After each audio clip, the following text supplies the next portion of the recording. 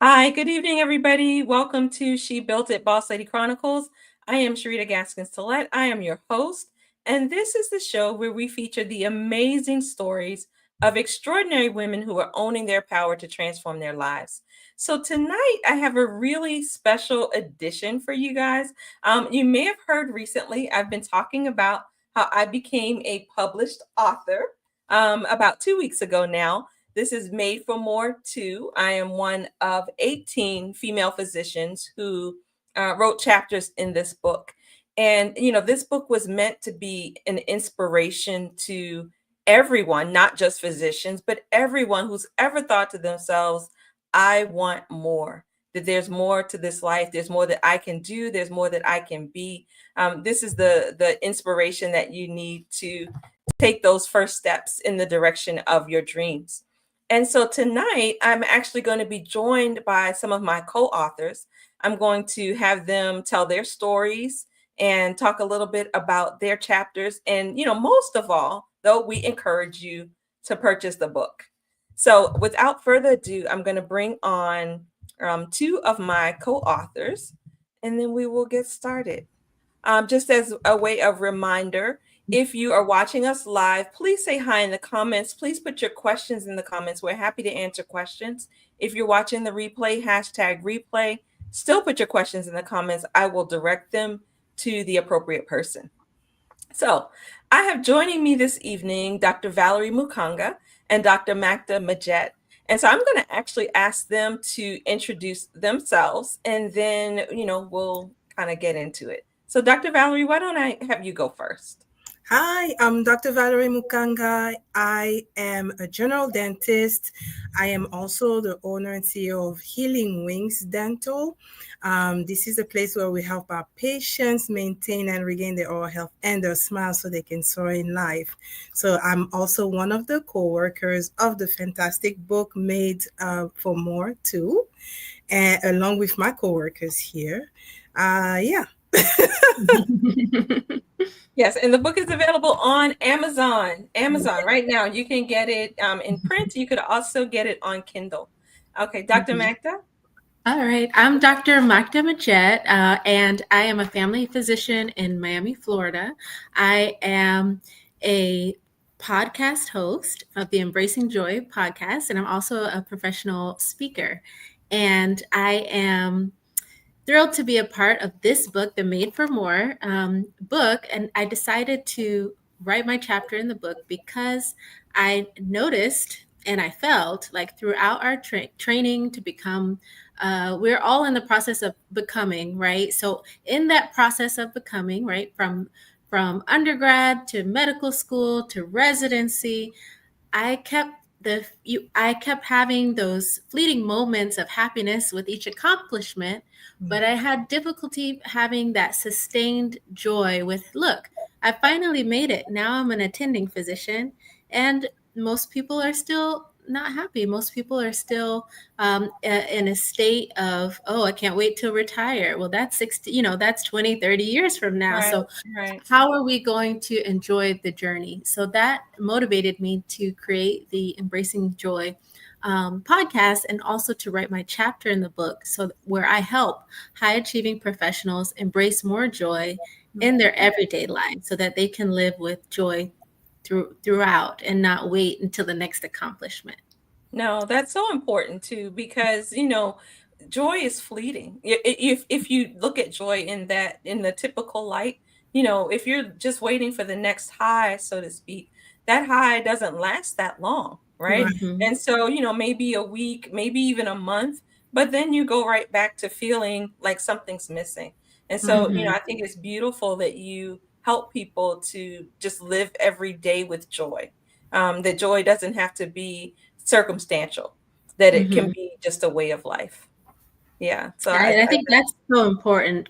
For me, I realized for myself, I had to go through that journey on my own, and because I always had that question, like, how I just want to be happy. I want to enjoy my life. I want to like have, you have those moments where you feel like just high on life, like you're just laughing with a friend and and Yeah. it just you just want those type of moments to last forever, but you can go up and then come down. So I want to help people just embrace those joyful moments and remember them throughout the day rather than focusing on the negative, and especially for professionals, because we can get in a state where you just go through the motions. Yeah. Yeah, absolutely. So, Dr. Valerie, what's your chapter about? We know Dr. Magda's talked about joy. What's your chapter about? I spoke about shining your light, right? Because many times we do, pursue our professions, and we do, strive in it, but sometimes we kind of like guard it. And that was my case in a sense. I was seeing so many patients, but marketing where I was lagging behind, because I felt like, okay, I'm a great clinician, I'm a great dentist, and so basically people will just find me, and you can't really just be found like that, right? You have to actually put yourself out there. And so once I realized that that's what I had to do and started to do that, I started to see changes. And some of the reasons, or one of the major reasons why I didn't really want to do a lot of marketing, was not necessarily because it was costly, but it was before I gave myself this excuse, right? I just thought, okay, I am a person who is of my ethnicity. Because of my ethnicity, I thought I was Black. So I'm originally from the Democratic Republic of Congo. So English is not my first language.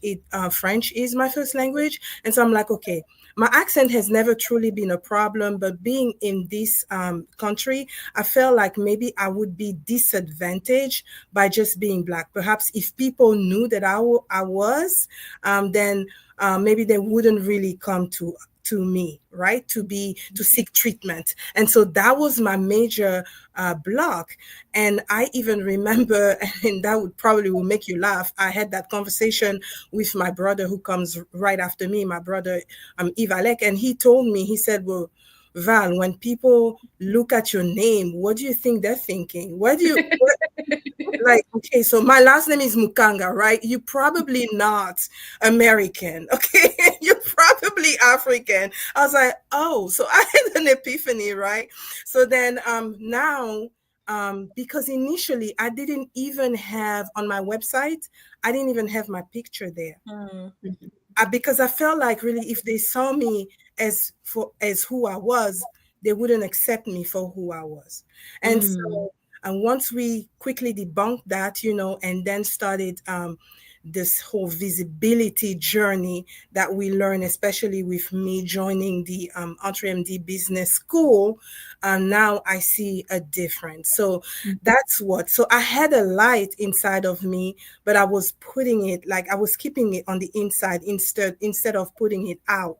And it's kind of like if in the Bible, one of my favorite book, I'll say, it says, if you have a light, you won't put the light and put it under a table. You must display it so that it can light up everyone.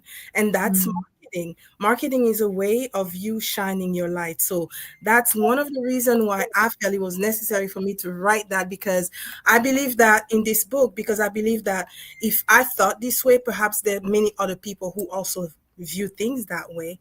And so let's just share, where we had this blockade, and let's share that so people who may be like going through the same thing would actually see, oh, just like me, that they don't need to go that route, but they can definitely shine their light.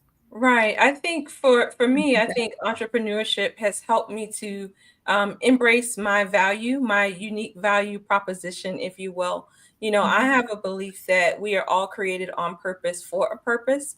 And like, Valerie, you're talking about the light. We all have a light. We all have something of value to share with the world.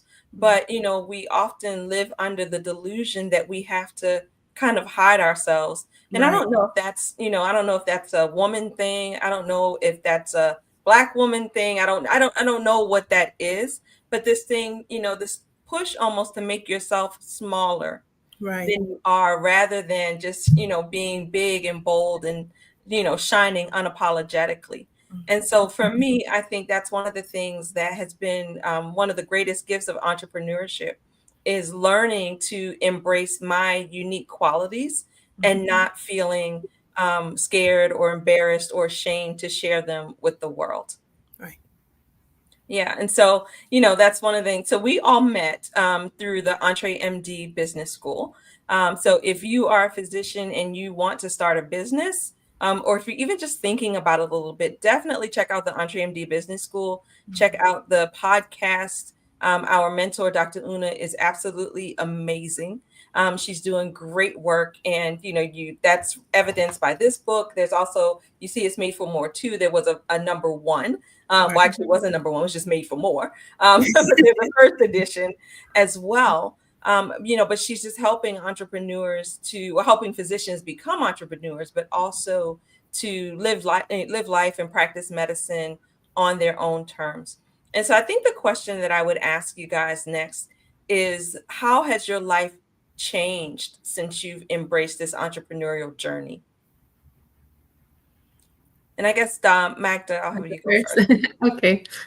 Well, it's changed in many ways. So I would start with some of the intangible ways is that I'm a lot more confident in myself and what I bring uniquely, like in terms of my authentic self. I have also learned that, a majority of my entrepreneurship journey has been as an intrapreneur. So with that being said, so intrapreneur means as an employed physician. I started my entrepreneurship journey as an employed physician. And what that means is I show up for myself. So I show up a little differently. So even though I'm employed, you show up as if you're a consultant, and you're which I showed up before, but it just brings it to a new level, especially with all the teachings and the books that I've read, a book a month for the last 2 years, or sometimes 2 books a month for the last 2 years.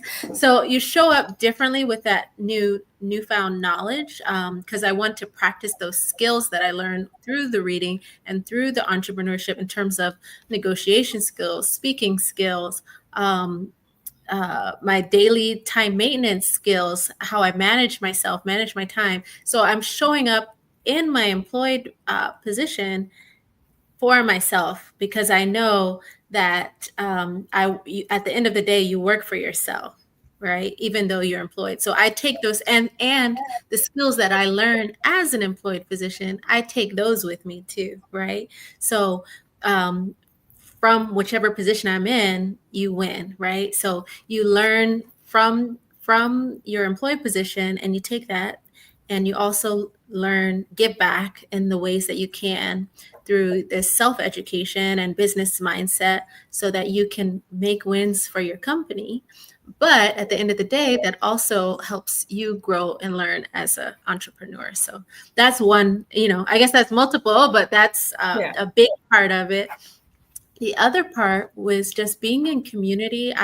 It pushed me a lot further than I may have gone myself, because I've seen the example of women physicians who not only are, mothers, but they're excelling in their careers and going out on their own and practicing on their terms, so that they can also care for their families. So seeing all of these other physicians like you, Dr. Sharita, and you, Dr. Valerie, practice on their terms and generate, massive wins and generate the income, sometimes much more than they would have as an employed physician or doctor. Seeing that is just motivation, that it gives you something to hope for, look forward for, and you also start doing the steps to get there. So I can see myself like starting the steps to get there as well. So just having that motivation is also a win. And just seeing like the personalities and people are so supportive that you may not see otherwise. Because I was thinking, even as a medical student, I can count on one hand all 4 years the number of Black female physicians I've seen. And I did not have the opportunity to necessarily work with them, right? So I Yeah. would but if I wasn't assigned to their rotation, then I didn't see them, but I heard about them and I heard they were cool, but you didn't get that exposure or time. But this is mentorship on another level because it's many. So you see many examples of women Yeah. physicians doing well. There's also men, so don't get me wrong. There's men that are in the group as well, but they're good men, nice guys. They are. So there's men and women in the group, so it's open to everyone. But seeing that, you don't see that often, and we are only 2.5% of physicians, right? So it's really a container that you would not see elsewhere, and that is also just motivating it in itself. No, you're absolutely right. And one thing, at least I know you talking about the community, one thing that I found for myself was that life as an attending can be lonely. When you're in residency, you have a whole cohort of people around you all the time. There's at least going to be somebody from each year, each class, and then other residents in the hospital. But, attendingship can be pretty lonely, especially, for me as an OBGYN while I was in the hospital, it was just you have the nurses, but it's still, you don't have that camaraderie. And you're right, it's very empowering to see other people doing things that you think, at least initially, maybe you even thought you were crazy for thinking about, right? At least I know, I've told this story before that, when I found EntreMD, when I actually met people in real life, it completely changed me because I felt like for the first time I had finally discovered my tribe. I found my people because, these are people who thought like me, but they thought like me on a even higher level. So, and it was so affirming to see those women and, and the men too. But I identify, I'm an OBGYN, I identify with the women. But to see those women who were daring their fears. And I think that was the biggest thing, because you guys were on here and we're talking, but it can be scary to be on camera and talking to people for Right. sure. But we're It all is. here and we're doing it. and we do it regularly now. But seeing those women who were daring their fears and who, but who had those same kind of thoughts that I had, but they were doing it anyway. And I think that was the big thing. It's like, okay, if she can be, I didn't think these people who did these things were afraid. Like, I thought they were really brave, and there was just something wrong with me. I had no idea that they were scared. And so to see people excelling, but knowing that they were doing it afraid, that was really inspiring to me. It's like, Yes. okay, so if they can learn to defy their fears, I can do that too. So it's almost like you're following the path, and it's such a brightly blazed path at this point. But it's an amazing community. But anyway, so Dr. Valerie, what would you say is the biggest change that you've seen in your life since fully embracing entrepreneurship? Because I know you were practicing before you met us, but since you fully embraced entrepreneurship. Yes, as you said to me, and similarly to Dr. Magda, to me, I would say that my journey to entrepreneurship has been twofold, twofold, if I may say, because believe it or not, right now you see me talking, you see me on videos, you see me supposedly everywhere. I was super, super, super shy before, to the point that even when I went to college, my first semester, I spoke to only my roommate and two people because I live on campus, like some doors down. And so when the semester after that came and I started talking, they were just shocked. And that was the same thing that happened my first semester in dental school. I had only a few people that I was talking to. And then when I came back the semester after that, they were like, who is this girl? So I'm more shy. I used to be. I can't really quite say that I'm shy any longer. But so when I had to embrace initially entrepreneurship, I was like, oh my gosh. Like, first of all, as I said before, to me, marketing or talking about what I was doing was kind of like no. I knew that people would find me, as I said earlier, magically, if you may. But I was really just like, I felt like a fish put in water, and because of that, I had to swim. Otherwise, I would have sunk. Right.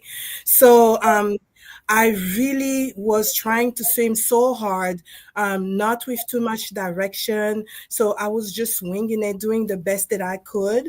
That was like my initial the initial part of my journey. And even with that, I was graced to actually, end up not closing doors, right? In spite of all the difficulties that I was maneuvering on my own, I was able to keep my employees, the patient that I had, they did love me and everything like that. But things took really a different turn when I ended up, in this school where, as you said, Dr. Sharita, you among people, and you just thought, because I felt like, I felt for this imposter syndrome thing where you feel like I don't really have much to say. I may not be that valuable. You're talking to me about making a video. What am I going to talk about? And it's like, well, you have a degree to show for it. So like you are an expert in your field.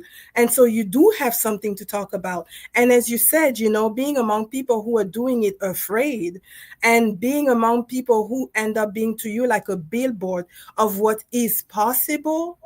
And not just that, but also being in an environment, a fantastic environment that Dr.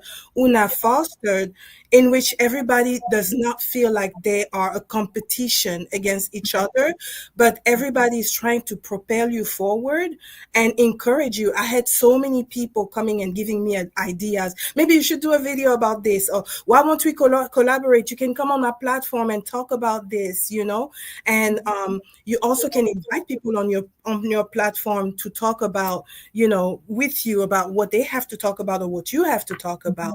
That has made a difference. It has definitely opened me up even more. I am definitely more visible, but I'm more confident as well. Yes, I do have sometimes to do some research, and especially, even though I've been here for almost 30 years, but still, English is still not my first language. So sometimes I still have to go research and things like that. And even when I do my videos in French, I have to go and research the French terms because I didn't study in French. So but with all of that, just being in a great environment, in a fertile ground, and with people who are able to propel you, that's where I feel like I'm now, soaring more and more. Yes, absolutely. Absolutely. So, if there's one thing that you want people to gain from your chapter, Dr. Magda, what would it be?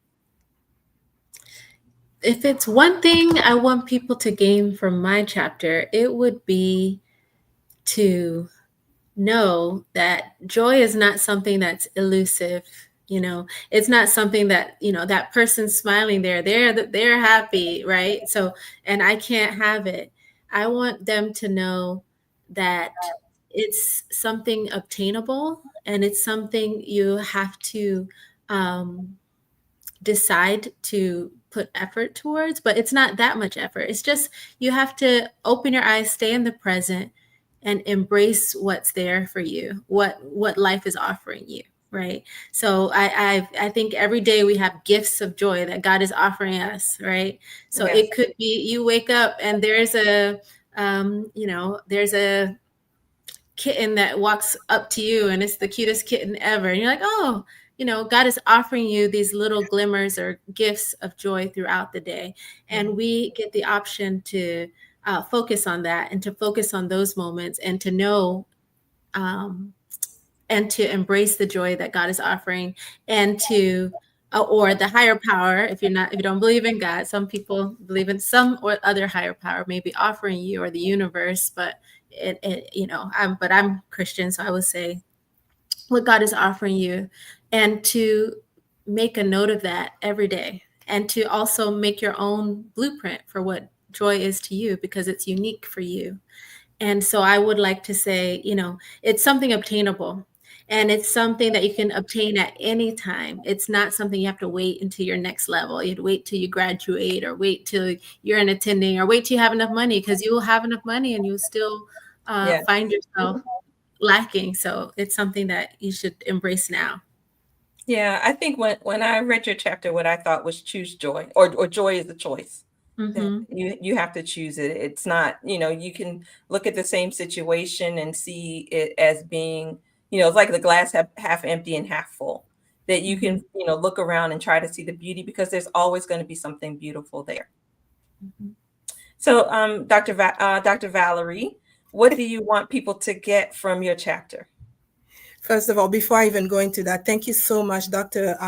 Magda Amejette, because we call her Dr. Joy. Like she's She's the real radiates deal. joy. You're And absolutely yes, right. I love what you said about seeking out joy, throughout, like little things, just little things that you need to just like zoom in on joy and try to find it in everything. Because if you don't, and if you just look into the hardship or difficulties that you're going through, you probably will miss out. But you have to, in spite of it, just seek the joy in the difficulty, one way or another. So for me, what I want you to get out of this book is that you were definitely made for more. You are a person who is multi-talented. You have many caskets that you can wear. So definitely know that, the little trail that you blazed out for yourself is not the only one. I'm not saying that you need to embrace everything all at once, but know that you were made for more. You have so much inside of you. You have a light that has been given to you that you need to share with the world. Don't just keep it to yourself. Embrace visibility, because it is necessary. You are someone called to make an impact in your environment, in people around you. So don't feel like you are undeserving or unable to. You have your tribe to whom you need to actually that you need to affect and shine this light that you have been given to. I say that it's like I have a calling of being a dentist, right? And so I can help people and improve their smiles, right? And that improves their self-esteem, that improves their health. So I can't hide this light, because somebody needs me. There's somebody in pain that needs what I have to offer. It's kind of like you have, some food in your house and you see somebody next door that is lacking, and you're just like, oh, maybe he's not going to appreciate. No, he's waiting for that. Yeah, He's yeah. praying for that, right? So the light that you have, you definitely definitely want to share it and not keep it to yourself. That's really what I want people to get out. Embrace visibility, shine your light. Mm-hmm. Yeah, I think that's a great point, because a lot of times we do think, even with, making videos or sending emails or whatever, we're tempted to think that we're bothering people, and not understanding that we really do have something that people need and appreciate, and that they're hungry for. And so I think that's a really important thing to remember. And, again, we talked about the fact that we all have gifts. People are hungry for your gift. And Yes. so you should definitely, share with other people. I'm going to talk a little bit about my chapter is actually about pivoting, pivoting to possibility, because I'm actually non-clinical at this point. I worked full-time, full spectrum OBGYN for a number of years. And then my life shifted. I became a wife and a mother, but I continued to do everything I'd ever done as a full-time, full spectrum OBGYN. And I was trying to do all the things, trying to be all things to all people, and it just wasn't working, right? It wasn't sustainable, because I completely overhauled my personal life, and I just tried to make it fit into the life I'd already created as a single OBGYN. And it wasn't until I gave myself permission to pivot that I was able to find myself. I got really lost. For a while, it's like, you just go through the motions, and, like I said, trying to be everything to everybody and not knowing who you are anymore. And, I had to take that pause to ask myself, who am I and what do I want? Who am I apart from the doctor? Who am I apart from the wife? Apart Mhm. from the mother? Who am I, like, at my core? And what do I want? What do I need? Mhm. And so actually now I, like I said, work non-clinically for an insurance company, but I also host retreats and other events for professional women because I want to give them that same opportunity to take a step back from everyday life to find out, to connect with themselves and find out, who am I and what do I want? Mhm. Because it's so important. We can get lost in our own lives, and so my chapter, really, I want to inspire you to look introspectively and not be Mhm. afraid to pivot, because we tell ourselves these stories. Like I, was telling myself that there was no way I could do anything else that was going to pay enough to pay my loans. So, basically I'm stuck. I'm stuck. I have to keep seeing these patients. I have to keep being up all night. I'm Mhm. missing my daughter's milestones. Oh, well, it's too bad. This is all there is. And Right. that, Mhm. but until I learned to challenge those stories I was telling myself, Mhm. nothing could change. And Mhm. so I think if there's one thing I want, everybody to take away from this, is that you need to challenge your thoughts Mhm. and, think, actually explore things. Don't make assumptions that Mhm. there's a whole big world out there. Right. And we can, like I said, put ourselves in a box, but you don't have to Mhm. do that. You can, Mhm. explore. The sky is the limit. You're Mhm. only limited by what you can think about, but you can go out here and get the life that you want. You just have to imagine it. And Mhm. so for physicians, when I talk to other physicians, I'm always like, the possibilities are endless. Mhm. You can decide that you want to work part-time. You can decide that you want to work half-time, or whatever it is that you want to work, inpatient or outpatient or whatever. But just think about it, and then imagine what you want, and then go try to get it, because Mhm. it's out there. Everything's a Yeah. possibility. Everything is on the table. Right. I would just wanted to pitch in on that. When you said, you can decide to work part-time or half-time, you can even decide to do something completely different. Yes, Mhm. absolutely. That's an option too. You're not Mhm. It is. It is. Right. I mean, And if you go ahead. oh, I'm piggybacking on that too. It's like the skills you have, right, are transferable to a lot of different positions, even if you do not want to be in a position where you're a physician at all. So you can still gain a decent income. It's just kind of knowing that you're not stuck. And I think a lot of physicians, you get into a box, especially you put, it's not that you just put yourself there, but it's almost like everything puts you there. Society puts you there, your Mhm. parents, everybody's looking to you like, oh, you're the physician of the family. So Mhm. you want to stay in that role, especially if it's your clinical role, right? So you feel that obligation to society, obligation to your patients, obligation to your parents or your family, because now your family is used to you as the physician, Right. and then you just may be in that box and feel like you're in those golden handcuffs, right? So Yes. it's what they call it, golden handcuffs, because you're like, there's not a possibility that I can make the same salary doing something else, right? Right. But Mhm. that's not true. And there's a lot of people that make 10 times More. what physician Right. makes, right? Right. Right. and Exactly. have more free time. Right. So right, Right. so it's not true, but that does happen, and I think that's one of the biggest reasons why we have so much physician burnout, physician suicide, is because people feel stuck, Yes. and they feel Yeah. like they feel stuck. And they don't want to disappoint anyone, Mhm. so they feel like they can't take a break, and they just continue working and working until they are not able to care for themselves. I think that's part of it. So I think just knowing that your chapter is there, that they can pivot. Like, there's so many things that you can do. Don't let don't let yourself get stuck in that system, because you can always change. It's never too late. That's one of the things I Yeah. like to see. It's never too late. You're not too old, right? You're never, No. as long as you're living, like you are, it's always there's always possibility. There's always time to make a change. So Yeah. it's never too late. You can But always pivot.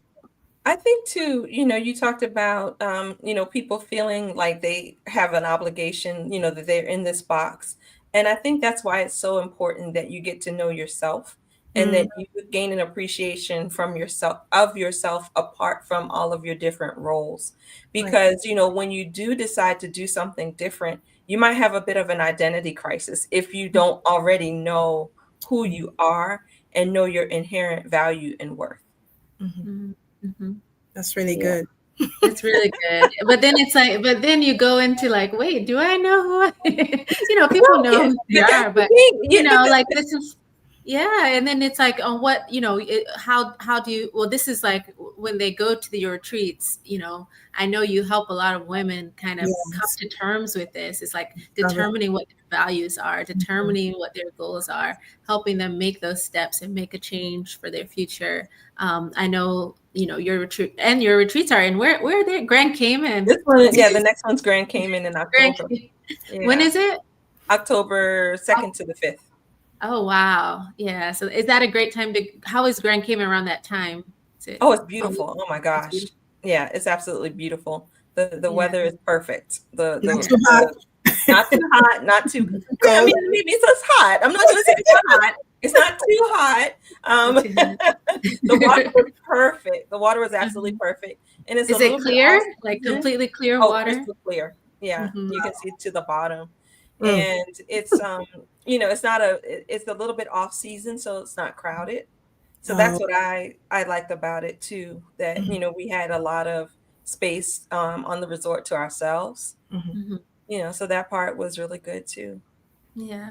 But so it's important because you think about like, wait, do I know my name, right? I know where I'm from. I know like my family. I know, our heritage, where we come from. I know my values. Like these are the key core values that are important to me. And then you just, as you go through different roles, you put on these hats and then you try to fit in, especially, most people that are minorities in this country, in the United States, you have to fit in to a certain extent to be palatable to employers, to be palatable to your colleagues, right? Like I can't play my favorite music. They may be able to play it there. So, whatever it may be, whatever it may be. So you make these adjustments, and then after so many years of making that adjustment, right? So say you go to a PWI undergrad, so you make a little bit of adjustment to there, and then you make a little bit more in medical school and a little bit more in residency and a little bit more as an attending. And then you're like, wait, is this me or is this adjustments that I've made? Who am I? Like, who am I? Where am I? You're like, is this all like how I normally am? Or is this a little adjustments of me? Or do I need to like shave some of these off, or is this just the new me, right? So there's a lot of questioning that goes into that, and knowing what you bring, and also knowing what's unique about you and what you bring uniquely is important. Right. And I was going to say, that even when we feel like we have to be palatable, is that really true? Because when you say, oh, they're not going to like the music that I have to bring, they actually love it. I do play my Congolese music. They love it.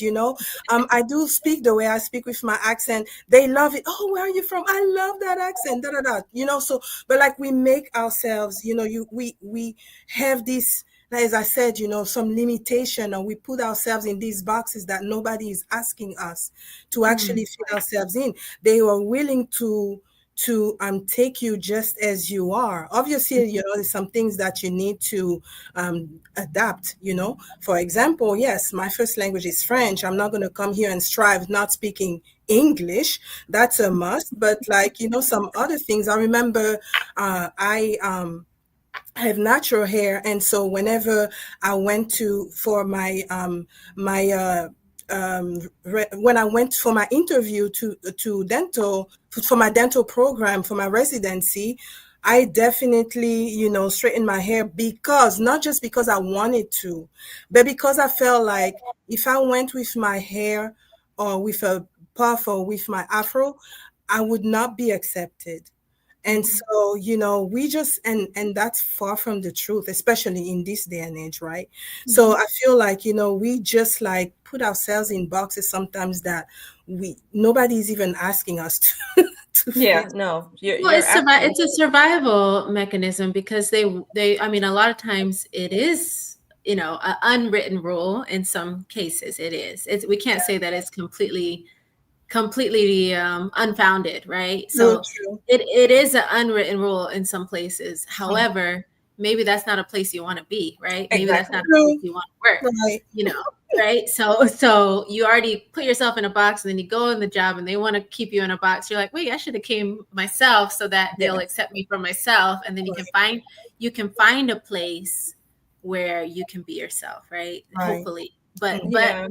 I'm not going to discredit that because it's a survival mechanism, Mhm. and it's something that is we didn't do it because we just came up with it. Our brain is like wanting to protect us in a way. So, Right. but it's something that we have to remove when it's no longer helpful, because in Correct. a lot of instances it's no longer helpful. Right. You're right. Yeah, but I think that that's also, why we have to know our value, because Mhm. it's like you said, if you know who you are and you know the value that you bring, and you're in a place where your value is not appreciated, you move on. And you know that it means Mhm. absolutely nothing about you and everything about them, right? Mhm. Right. But until you can have that identity shift and you can embrace that greatness that's in you, you Mhm. are tempted to feel like you have to conform, if you will. Mhm. You have to Mhm. conform to whatever the culture is there. You have to conform to the norms. And I'm not saying be like wild and crazy, like try to be a true disruptor everywhere you are. But I think you should be comfortable. Like if you want to wear your hair the way you want to wear your hair, you should be able to do that. Right. As long as it's decent, you should be able to wear whatever clothes you want to wear, no matter what they may say or think about that. And Mhm. and like I said, I think this entrepreneurial journey has been really freeing in that way. Mhm. Because it does, like, you just get so much more confidence Mhm. because you learn that there's more to you, and Mhm. that, and the more you put yourself out there and you see the responses that you get, Mhm. then you learn to value, like I said, what you bring to the table. You value it Mhm. all the more. Mhm. But it empowers you to just keep going and to start thinking about what else is there. Because I'm of the belief that we're supposed to be constantly evolving, that we're not supposed to stay the same. So you Mhm. talked about, how important it is to know yourself, but also understand that you're not going to stay the same.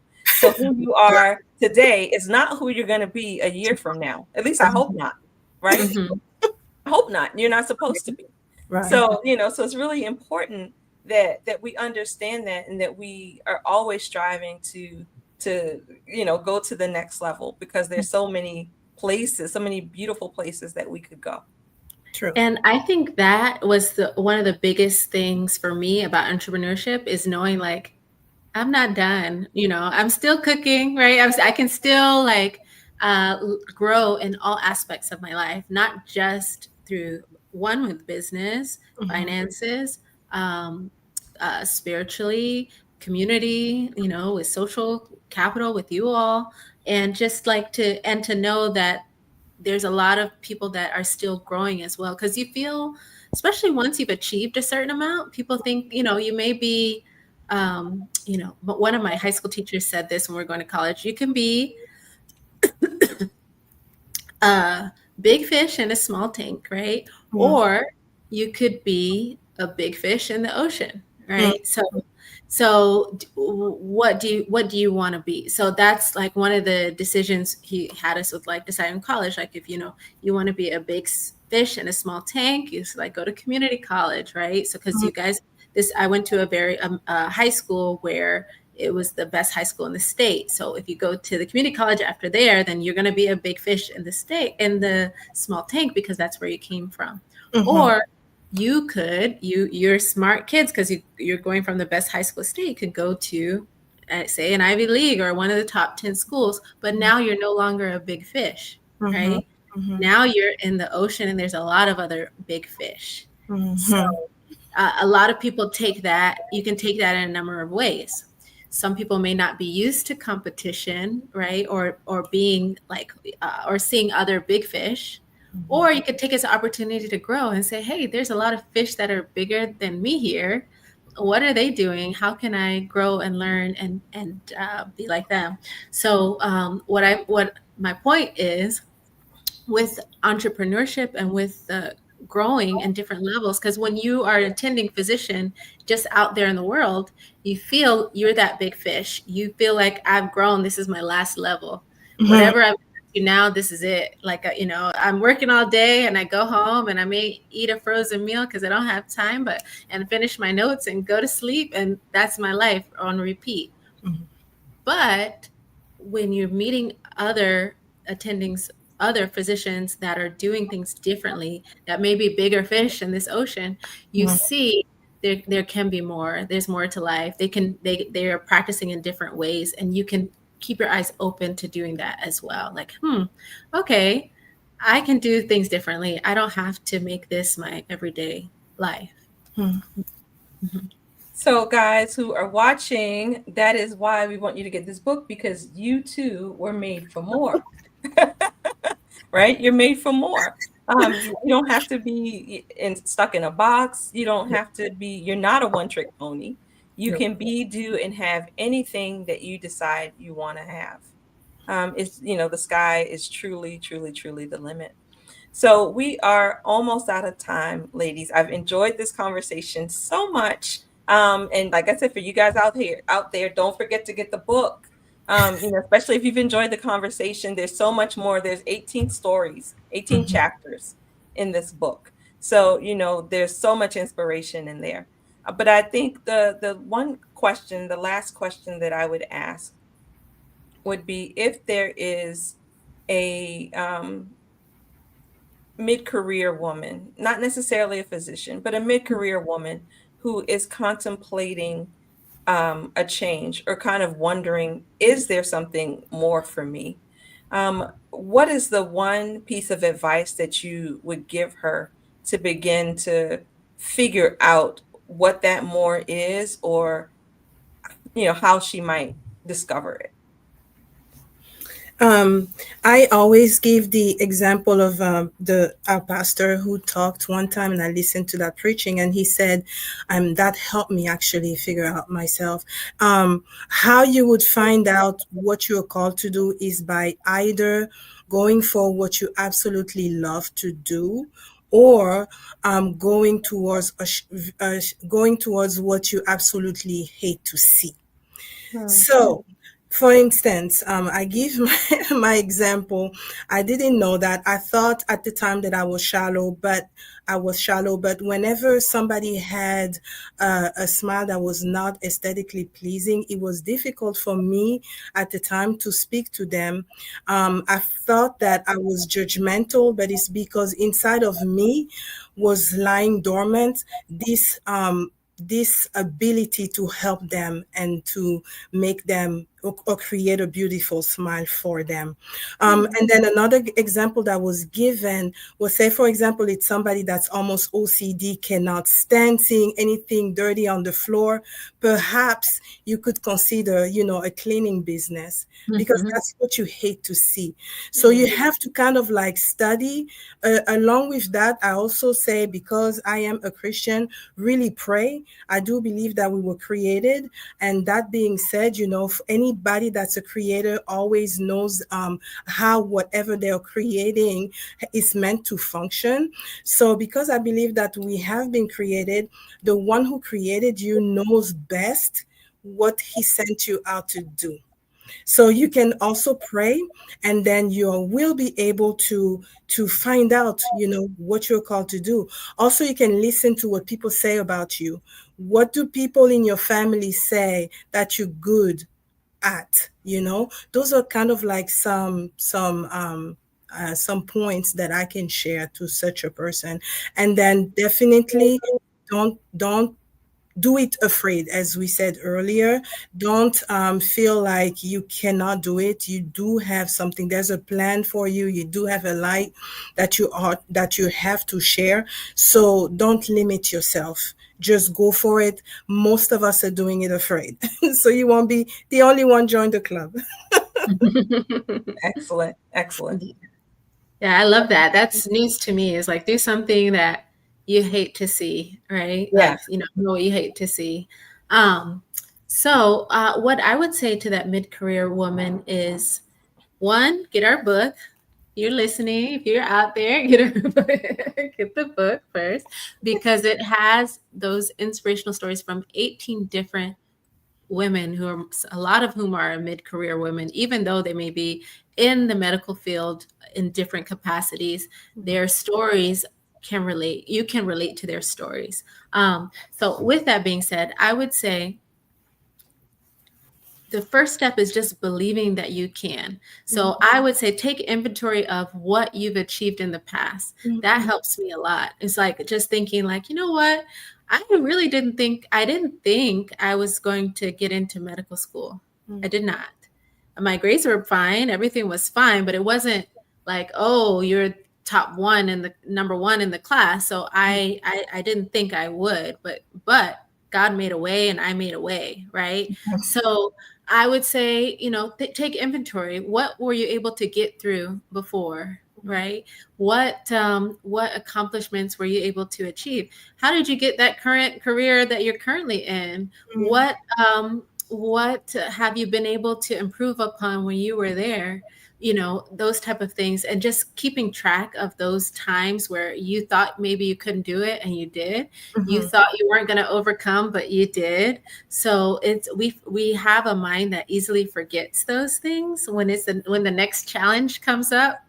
So I would say just number one is believing that you can overcome and make that difference. And then even if it's just a little bit of a belief that you can, it's like, okay, this is where I want to get to, but I'm going to take the first step today. You don't have to see the full staircase, right? You just need to see the first step and take that first step to something new. And also to have your mind open to the possibility that you can, right? And seeing people do it, like seeing people like you, Dr. Sharita. For me, it was seeing a female physician who I was inspired by. Like, wait, she did it. And she's like, oh, you can do it. I was like, I can, I guess, you know. So, and I still had trouble thinking that I could. Even when I submitted my application, I was like, you know, who am I to think I can? But you just have that trust and belief, like, you know what, I can. And I have the skills and I've done this and I've put in all this effort. So let's see, right? Let's do it. And you do it and you have faith that, you know, even if I can't, even in my times of weakness, I know that there is a higher power out there that's going to help and guide me, because that's my personal belief. And if that's your belief too, it helps. It helps to have that type of belief, even if it's not in a religious sense. You can say, like, you know, everything in the world is pushing you forward, right? So it could be everything in the world is pushing me forward. And as long as I take the first step, if I stay and just wallow in my self-pity and stay here, then I'm not going to change or move forward. But even if I do it afraid, do it sad, do it scared, I'm going to take that first step, and then people along the way are going to help me, because that's what's always helped me. It has sometimes been an absolute stranger that just came in and was like, hey, I have a study guide for you. You know, studying for medical school. They're like, here's a free study guide. I'm like, huh. And they happen to be they happen to be a med student. It just happened to be at a coffee shop that I happen to be studying. You know, these are not happenstance. Right. When you take the step, the world opens up for you. So I would say, if you're not satisfied where you are, if you know that it's hurting you, if you know that there's more to life, take that first. Get this book, because we're talking about the book today. But if you know that's you, then take that, take a deep breath and take the first step to something different. Get out the house, get some fresh air, go to a coffee shop and say, you know what, I'm thinking about something different. And you never know who you talk to. Keep your mind open. And, the world will open up for you. That's my belief. Yeah. When you were talking, I had a couple of thoughts about that. One is that I know a lot of people, again, you see us here, you see us talking, that we've written and these books, and we have businesses and all of that. And so you might be tempted to think that we're unique, that there's something that is different about us, that you're not like that we are unicorns and you are not. But there's nothing that we have that you don't have. And I think that's, so if there's anything that I want you to leave with, it's knowing that everything is possible for you too. Anything that you see us do, anything that you see anybody else in our community do, it is all available to you as well. So don't be tempted to think that, that's for them, but not for me. Because I know I used to be that kind of person that I thought, okay, well, that's great for them. Those are those kind of people, but that's not who I am. But yes, I am one of those kind of people too. So that's the first thing. And then I think the second thing would be to find a mentor or find a community. Because again, when you are in isolation, you're tempted to think that you're the only one who is feeling like you're feeling, who's thinking like you're thinking. And it's so helpful to have that community, that if you are having, we call it being in the valley, if you are having a valley experience where, maybe things aren't going the way that you'd like them to go, then you have a place that you can come and you can see people who have been in a valley and now they're on top of the mountain, and they can help to encourage you through the valley. And then also maybe you're dealing with something that they've done already, that they've been through. And so then they can, tell you the shortcut so that you don't have to stay in the valley as long.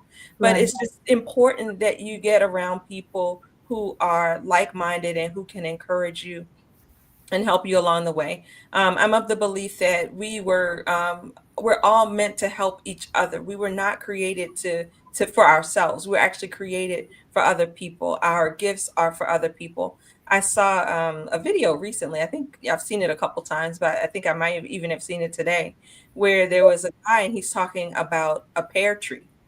And he said, a pear tree doesn't eat pears. That it's there to give the fruit.